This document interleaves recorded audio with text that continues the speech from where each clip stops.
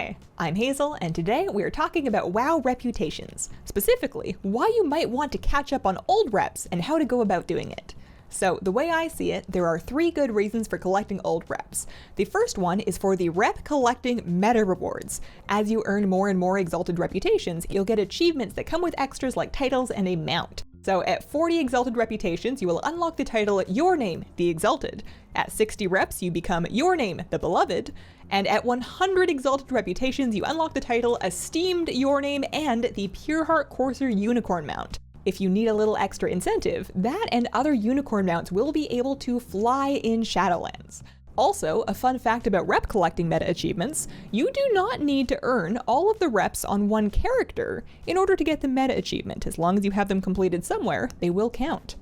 Second reason to collect old reputations would be for individual rep rewards, so the mounts, pets, titles, and tabards associated with those old reputations if you're into that kind of thing. Nearly all of those things are account-wide once you've unlocked them, and there might be something really cool that you've missed out on over the years that you forgot about. And the third reason to collect old reputations, especially right now as this video comes out, is for something to do. If you ask me, this is the perfect grind for the end of the expansion if you're feeling like a little bit burnt out on current content, but you're also not really in the mood for a proper break. So that covers why you might want old reputations and brings us to how. Step number 1 is get organized.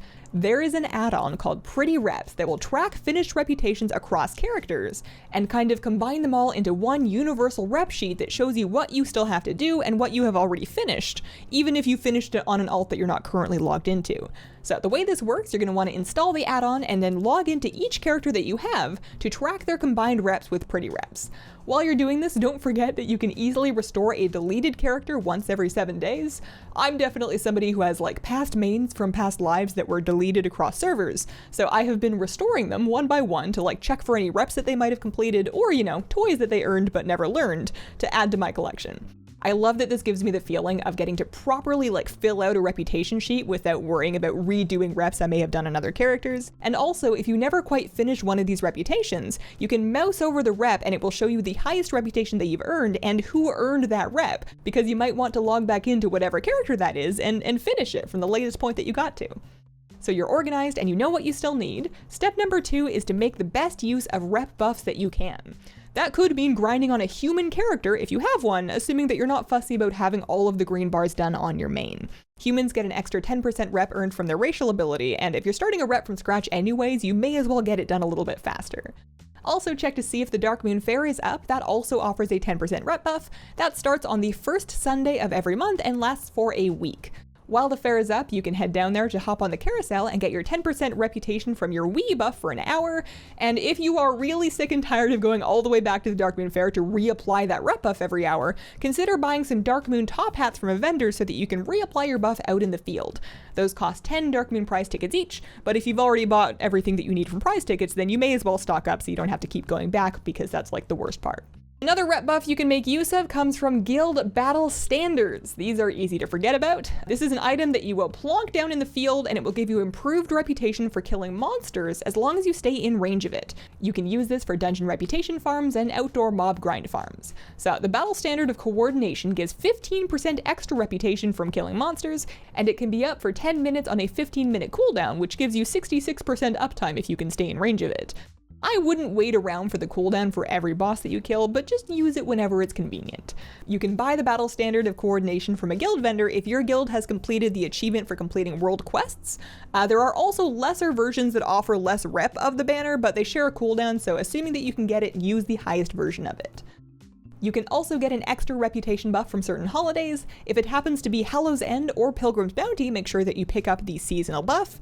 And if you are grinding Draenor reps in particular, having the level 3 trading post building in your garrison will give you extra reputation with those. They also tend to do a rep buff to go along with the WoW anniversary event, so keep an eye out for that every year. That tends to start in early November. So once you know which reps you need and you're buffed to the nines, that brings us to step 3, which is actually grinding the reputations, but do your research first. The first question that I ask with any reputation that I'm looking to farm is it available with Timewalking, and if so, is that faster? So many old reps in the game can be gotten through Timewalking rep tokens. Whenever a Timewalking event is up, the Timewalking vendor will offer these commendations for that expansion's reputations that you can buy for time-warped badges. So for example, I still need Emperor Xiaohao rep, so if I wait for the Mists of Pandaria Timewalking event to be up, I can buy Xiaohao commendations at the Timewalking vendor for time-warped badges. I can grind the badges any Timewalking event that I like, but if I want to spend them, I need the correct expansions vendor to be up. Those rep tokens are really nice because they're actually bind on account, meaning that you can funnel them to one character by using alts. So the strategy here would be to do one Timewalking dungeon per event on each alt that you can, just to get that 500 badge initial bonus from your first Timewalking dungeon from an event.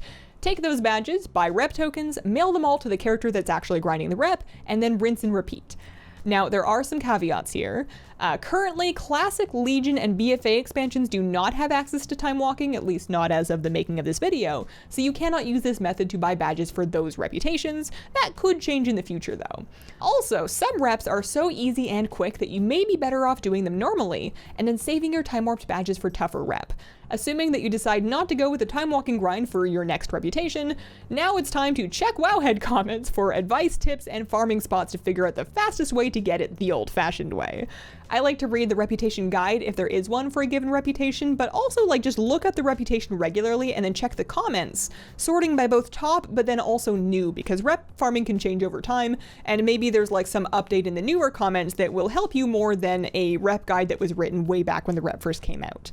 All of this information can help give you a feel for how tough a rep is also, especially when judging whether or not to pursue it via Timewalking, and also, in which order you want to pursue it. Maybe you want to leave the tough ones for the very end, because, if it takes 2 years to get through your list and get to the very hardest reps, then maybe there's easier reps by then and you'll never need to. And the last thing to consider here is optimizing your time versus staying sane. So many reputations are kind of time-gated, meaning that you can only earn a certain amount of rep per day. Maybe you can gain the most rep by doing a dungeon that's on a daily or weekly lockout. Maybe your reputation is kind of locked behind daily quests, but most of them have some amount of time gating. Not all of them, but a lot of them. So if you are working towards several different time-gated reps, your best bet will be to put together a route for yourself of heroic dungeons and dailies to kind of progress you steadily towards several reps. Now, the reason I don't do that is because I find it to be really sort of discouraging to spend a bunch of time working on reputations and feel like you didn't really get very far. For me, doing half of one rep feels far more satisfying than doing 5% of 10 reps, even though it's the same amount of progress towards a meta, and it might take me more calendar time to do it. I find this to be a much easier process to stick with if I just pick 1 or maybe 2 reps at a time to work on, and then don't start a new one until I'm finished. That's just kind of a personal preference thing. It is going to be much faster if you can handle multitasking multiple rep grinds at once, but don't feel bad if that drives you crazy and you would rather just focus on one at a time, because that's absolutely my life.